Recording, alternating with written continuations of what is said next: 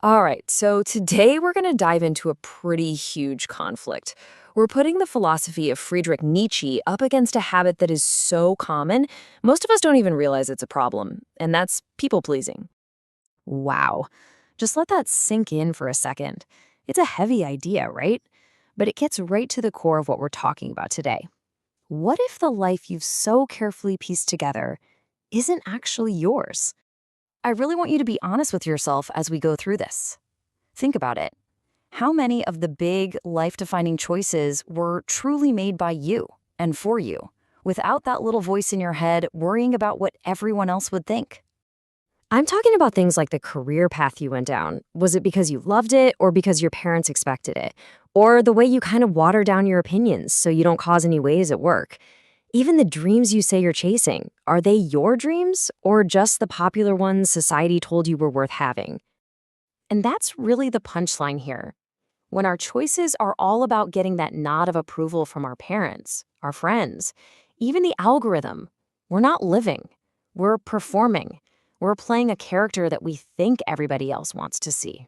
So let's pull back the curtain on this performance, shall we? We often just call this behavior being nice. But as we're about to see, the roots of it go way deeper, and honestly, they can be a lot more damaging than we think. And this is so important to understand. Real, genuine kindness is about giving from a place of abundance with no strings attached. People-pleasing, though, that's a transaction. You're trading your own authenticity for someone else's approval, all because you're terrified of what might happen if you don't. These are the big three fears hiding under the surface. It's the fear of being pushed out, the fear of being seen as wrong, and that deep, quiet, nagging feeling that maybe you're just not good enough.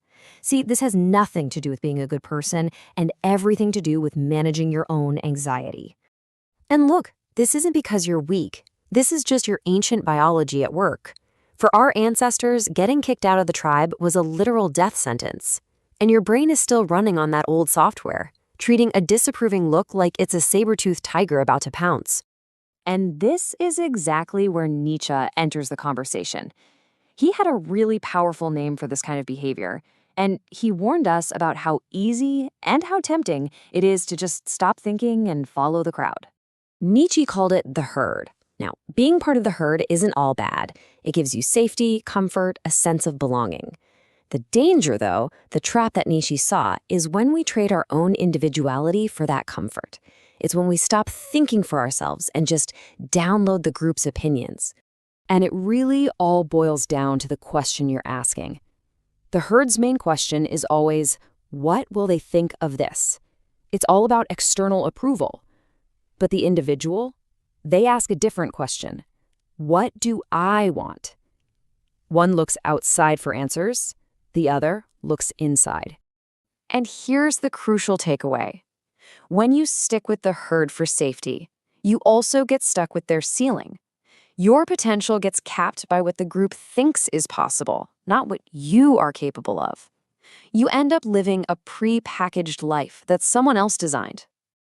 Okay, so all this conformity, all this pleasing, it comes at a very real cost. It might feel safe in the moment, but in the long run, it's slowly suffocating the very person you're supposed to be. Because over time, when you're constantly pushing down your own wants and needs, things start to break. You end up confused about who you even are without other people's approval. You get anxious trying to keep everyone happy. Then, you start to feel resentful towards the very people you're trying to please. And eventually, you just run out of gas. Complete burnout. This is one of Nietzsche's most powerful lines. The ultimate goal, the absolute greatest privilege in life, is to own yourself, to be the author of your own story. And what he's saying is that getting there is worth any price, any discomfort, any disapproval you have to face. So what's the way out? This is where it gets exciting. Nietzsche wasn't just about pointing out the problem. He actually gave us a solution, a way to stop performing and start becoming a real person. He called this self-creation. And pay attention to that word, creation. This isn't some passive thing where you go off to find yourself. No. This is an active, intentional process of building yourself piece by piece based on values that you choose. So, how do we do it? Well, it starts with step one: question everything. Seriously, ask yourself, is this belief actually mine, or did I just absorb it from my environment? Next up, step two: practice small rebellions. You don't have to blow up your life overnight, just start small.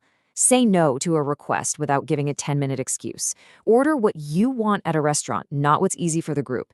These little wins build that muscle. Then we have step three: build inner approval.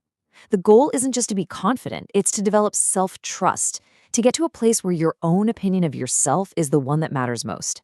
And finally, step four: accept discomfort. This is the tough one. The truth is, when you start being your authentic self, some people aren't going to like it, and that has to be okay. Now, to really drive this whole idea home, let's look at a powerful metaphor that kind of wraps up this entire journey perfectly. I want you to imagine your life is this big block of uncarved marble. You're the sculptor. But since you were a kid, you've been handing the chisel to everyone else. Your parents get to carve a piece. Your friends shape another part. Your boss chips away over here. Social media trends tell you what style to use. And at the end of it all, you are left standing in front of a statue that you don't even recognize. It's just a mashup of everyone else's expectations.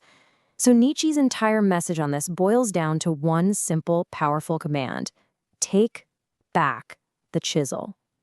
It's your life to sculpt. And there's a real biological reason this is so hard to do.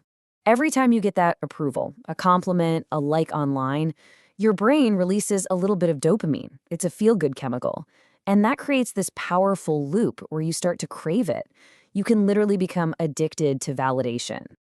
So let's end on this note.